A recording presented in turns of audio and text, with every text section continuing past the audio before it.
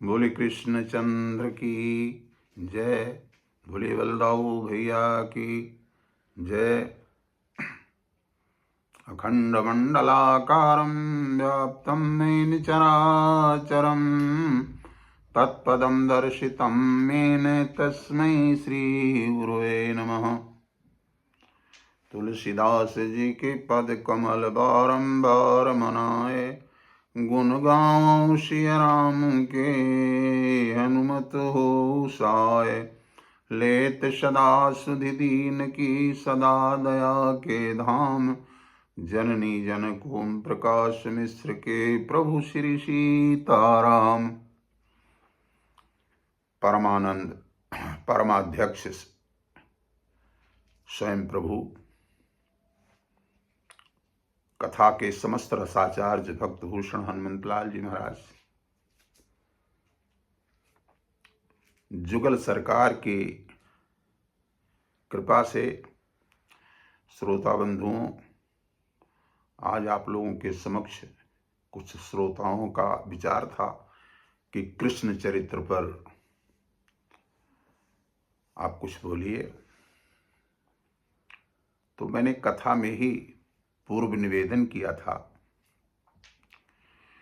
कि जिस वक्त में राघवेंद्र सरकार श्री अवध में उनका अवतार हुआ, तो जितने भी चर अचर थे सब उसका आनंद लिए।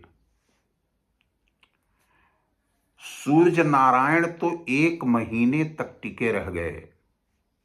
सारे काल का जो उनका कर्म था उसको छोड़ करके, काल की गति को बाधित करके 1 महीना की 1 नवमी तिथि रह गई। मास दिवस कर दिवस भा मरम न जानई कोई, अरथ समेत रवि था क्यों निशा कौन विधि होई। उस वक्त में 12 बजे दिन में रात्रि बेचारी बहुत चिंतन करती थी। रघुनाथ जी तो भाई उर प्रेरक रघुवंश विभूषण कहे, भाई रात्रि से कहे कि सारे लोग जितने हैं चर अचर सब प्रसन्न हैं और तुम रो रही हो। कहा सरकार इसलिए रो रही हूं कि मैं ऐसी अभागिनी हूं कि आज इस आनंद का अनुभूति मैं नहीं कर पा रहा हूं, देख नहीं पा रही हूं, क्योंकि सूरज हमारे शत्रु हैं। हम 12 बजे दिन में कैसे जाएं। पूर्व कथा में मैंने निवेदन किया है। उस वक्त में सूर्य नारायण से श्री राघवेंद्र सरकार आंतरिक रूप से पूछते हैं कि आप हमारे कुल के हैं, सूर्य कुल में हमारा अवतार हुआ है, आप हमारे बाबा लगते हैं। ये बताइए कि आपके यहाँ किसी शुभ कार्य में अगर आपका शत्रु आ जाए तो उसको कौन सा स्थान देंगे। कहा बहुत ऊंचा स्थान देंगे। कहा तो रात्रि आना चाह रही है। कहा बिल्कुल स्वागत है उसका। उस वक्त में गोस्वामी जी कहते हैं कि आज अपने धर्म का त्याग करके रात्रि 12 बजे रात्रि में 12 बजे दिन में आकर के पहुंचती है श्री अवध में भगवान के प्रकट होने के उस उत्सव को देखने के लिए। वहां गोस्वामी जी लिखते हैं कि अवधपुरी सोहई भांति, आप प्रभु ही मिलन आई जनुराती। रात्रि पहुंचती है, भगवान प्रसन्न होते हैं, मानसिक रूप से पूछते हैं कि 2 वरदान जो चाहो ले लो। कहा सरकार हमारे पति को आप अपने पास में रख लीजिए। दूसरी बात, जैसे हमारे शत्रु सूर्य नारायण के यहाँ दिन में 12 बजे आए, वैसे मैं रात्रि हूं, 12 बजे रात्रि में मेरे यहाँ आइए। कहा तो पति को मेरे साथ क्यों कर रही हो। कहा जिससे आपको स्मरण रहे, याद रहे कि हमने रात्रि को यह वचन दिया है कि जैसे आज 12 बजे दिन में यहाँ प्रकट हो रहा हूँ, वैसे 12 बजे रात्रि में आपके यहाँ प्रकट होऊंगा। हमारे पति रहेंगे। कहा तुम्हारे पति कौन है। कहा हमारे पति चंद्र हैं।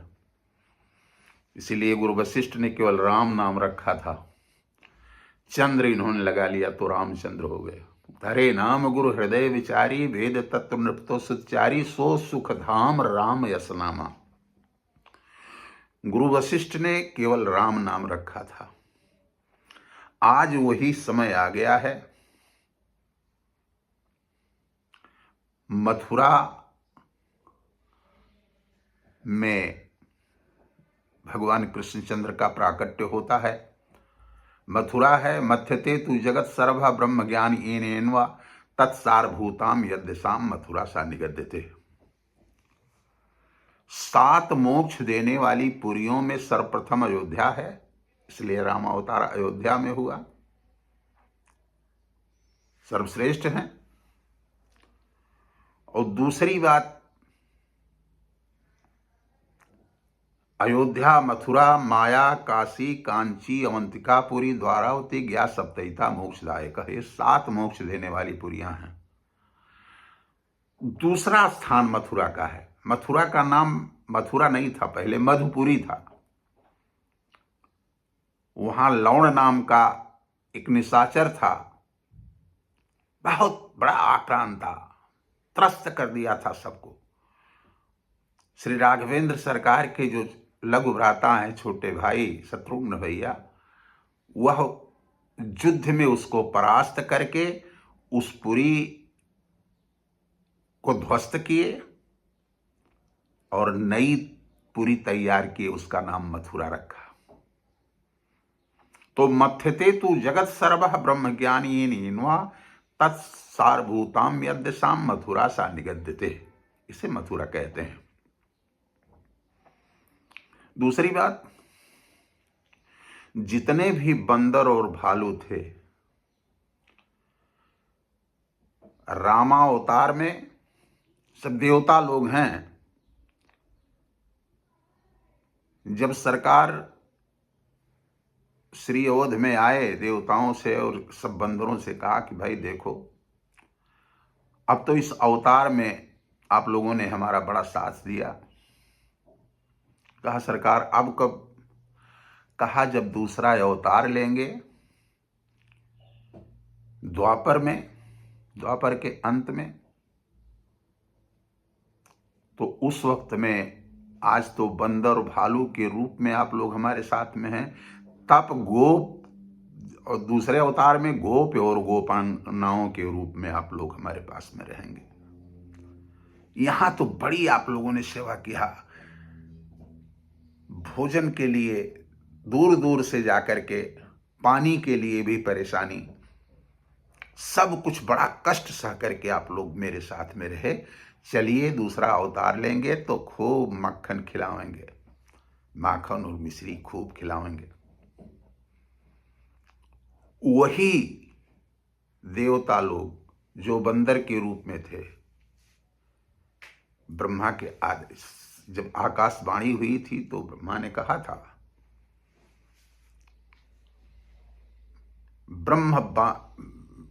गगन ब्रह्म बानी सुनिकाना, जब सुने तो उन्होंने कहा देवताओं से कि भाई आप लोग बानर तनु धैर्य में ही हरिपद से वो हो जाए। यहां सब बंदर और भालू के रूप में आए, वो सब देवता हैं और देवांगनाएं हैं। आज उसी तरीके से जब कृष्णावतार होता है, तब कृष्णावतार में भी गोप और गोपी के रूप में वही समस्त देवता लोग आकर के उपस्थित होते हैं प्रभु की सेवा के लिए।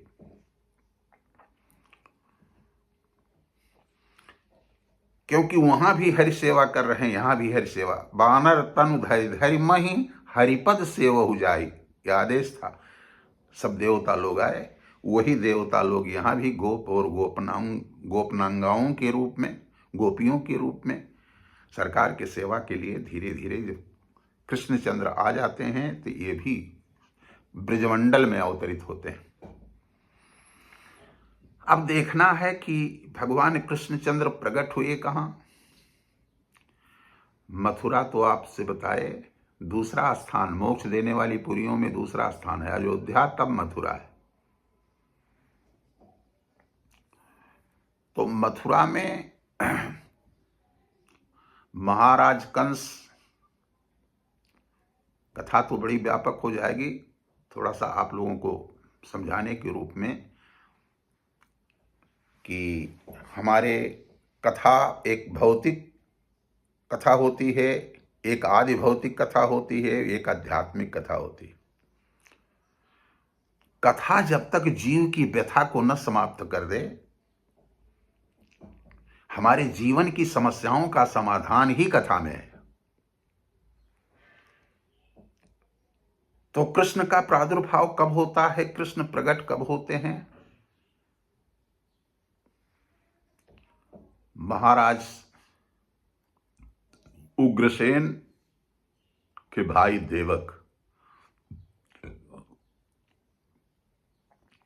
उनकी लड़की से वसुदेव जी महाराज का विवाह होता है।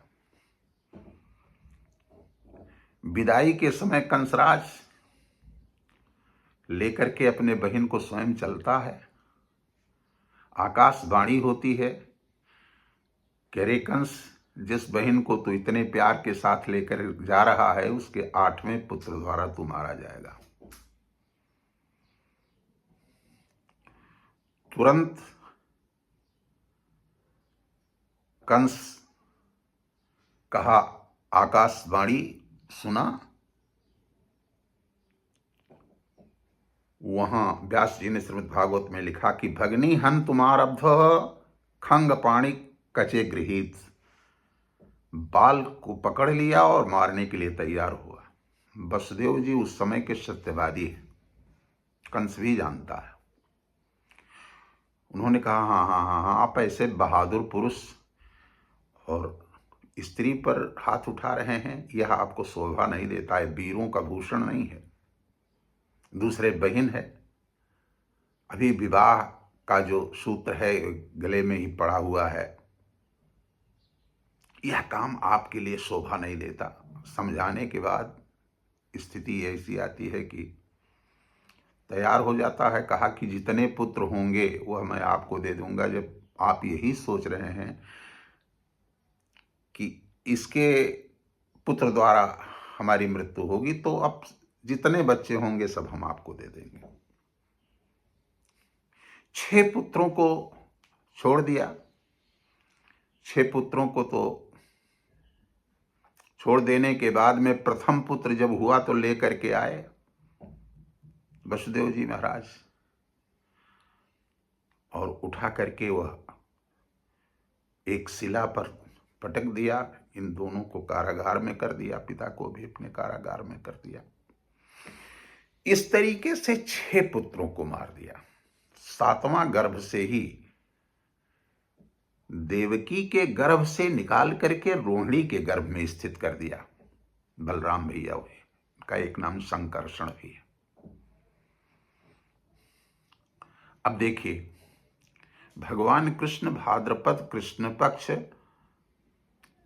अष्टमी को अर्धरात्रि के समय प्रकट होते हैं। समस्त देवता लोग सत्यव्रतम सत्य परम त्रिसत्यम सत्यस्य योनिम निहितम च सत्य सत्यस्य सत्यामृत सत्य नेत्रम सत्यात्मकम तुम शरणम प्रपन्ना प्रार्थना कर रहे हैं। चक्र शंख गदा पद्म बनमाला बैजंती माल से विभूषित भगवान ने दर्शन दिया देवकी और वसुदेव को। सारे बंधन जो थे, हथकड़ी बेड़ियां छूट गईं। पहरेदार खूब घोर निद्रा में सो रहे हैं। और वहां भगवान ने कहा कि मेरी माया गोकुल में नंद बाबा के यहाँ पड़ी हुई है, जसोदा के यहाँ, हमको लेकर के वहां कर दो, वहां से मेरी माया को लेकर के चले आओ। देखिए, जब भी भगवान आपके सिर पर होंगे, भगवान को धारण करेंगे आप, भगवान के श्री चरणों में आपका ध्यान होगा, सांसारिक बंधनों से आप मुक्त हो जाएंगे। हथकड़ी बेड़ी छूट गई। फाटक जो हैं, 7 फाटक लगे हुए थे, ताले लगे हुए थे, सब में सुरक्षित स्थान पर कंस उनको किया था, वहां कोई न पहुंच पावे। 7 फाटक अपने आप खुल गए। लेकर के चल दिए और लेकर के चले, जमुना को पार करके गोकुल में पहुंचे, जशोदा नंद बाबा के यहाँ। वहां जसोदा के पास में माया पड़ी हुई है। ब्रह्मा इस बालक को रखे और वहां से माया को लेकर के चले आए। देखिए, समय नहीं लगा।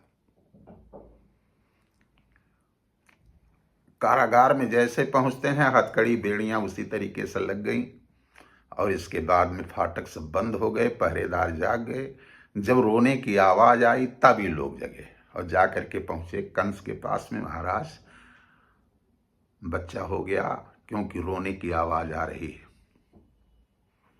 अब आप इसको देख लीजिए, जिस वक्त में यहां गोकुल में भी बधाई बज रही है, बधाई देने के लिए नंद बाबा तो आज इतना आनंदित हैं, राजी दिल मोहन विनोदन को बिहस नंद, नाचे आज आंगन कन्हाई की बधाई में। नंद बाबा तो आनंदित होकर के उस आंगन में अपने नाच रहे हैं। सब पूरे गोकुल से बधाइयों का तांता लगा हुआ है। उस वक्त 5 रोज बीता, छठा रोज भगवान कृष्ण को छोड़ करके नंद बाबा कर देने के लिए, कंसराज को कर देने के लिए जा रहे हैं मथुरा में। और उसी समय पूतना गोकुल में प्रस्थान कर देती है। पूतना है क्या चीज? पूतना तो एक रूप में महाराज बलि की लड़की है, उसका नाम रतनमाला था। जब वामन रूप में भगवान आए वहां बलि के यहां, तो वह मन ही मन यह आकांक्षा करने लगी, मन ही मन यह इच्छा करने लगी कि ऐसे बालक अगर हमें प्राप्त हो जाए तो मैं अपना स्तनपान कराऊं। भगवान मन की बात को जानते हैं। उन्होंने कहा, पुत्र तो नहीं बनूंगा लेकिन स्तनपान तो तुम्हारा जरूर करूंगा, तुम्हारी यह कामना है। पूतना किसे कहते हैं? पूत कहते हैं पवित्र को, न माने नहीं जो पवित्र न हो, अर्थात वासना अविद्या ही पूतना है। अविद्या कहां रहती है? हमारे जीवन में अविद्या का निवास कहां है? कितने स्थान पर? अविद्या 14 स्थान पर, वासना अविद्या ये 14 स्थान पर रहती है। 14वां स्थान कौन है? 5 ज्ञानेंद्री है, 5 कर्मेंद्री है, मन चित्त बुद्धि अहंकार। इस 14 स्थान में वासना रूपी अविद्या का निवास रहता है। इसीलिए यह पूतना गोकुल में प्रस्थान करती है कब? जिस दिन छठी मनाया जा रहा है।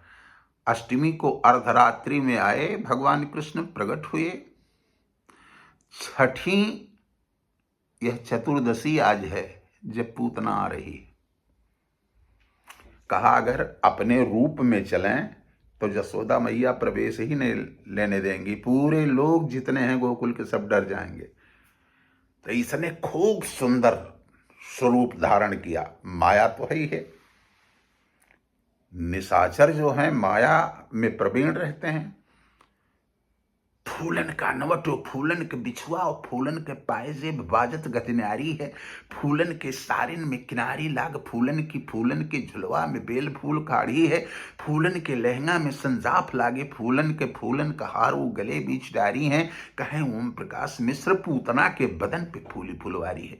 16 श्रृंगार 32 आभरण से युक्त, खोड़स वर्षिया, अगर तगर जटा मासी, सुगंध बाला सुगंध कोकिला, खस चंदन इत्यादि की सुगंधी उड़ रही है।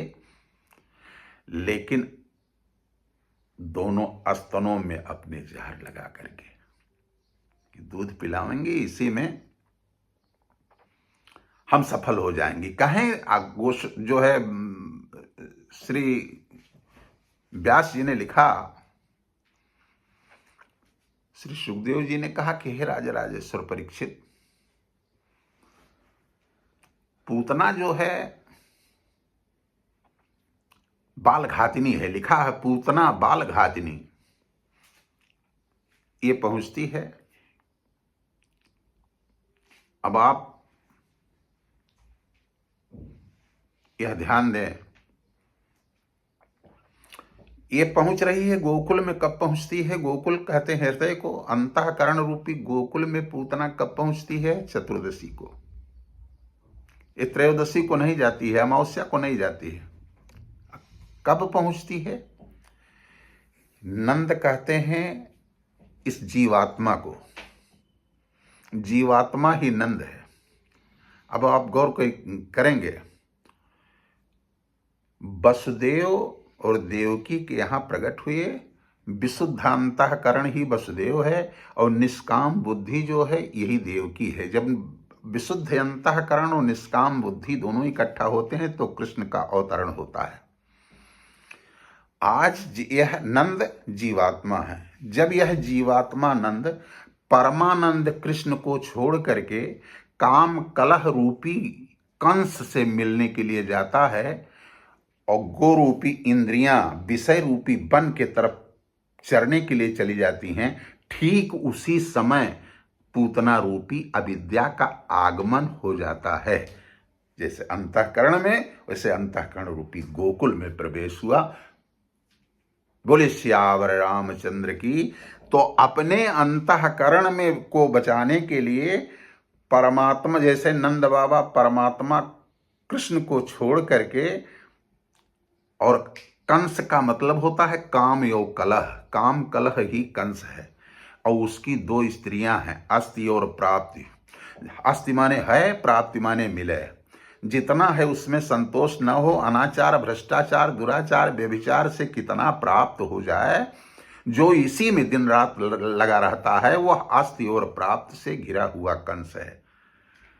तो हम विषय रूपी वन में चरने के लिए इंद्रियों को जब भेजेंगे तो पूतना रूपी अविद्या का आगमन जरूर गोकुल में होगा। वैसे यहाँ गोकुल में हुआ। अब ज्यादा न करके अपने रक्षार्थ श्रीमद् भागवत की कथा केवल हमारे जीवन की समस्याओं का समाधान है, इसलिए इस पर अगर हम ध्यान देंगे तो हमारे जीवन की समस्या का समाधान हो जाएगा। पूतना रूपी अविद्या का आगमन नहीं हो पाएगा और प्रभु यहाँ रहेंगे और प्रभु के रहने से जीवन धन्य हो जाता है। बोले कृष्ण चंद्र की जय।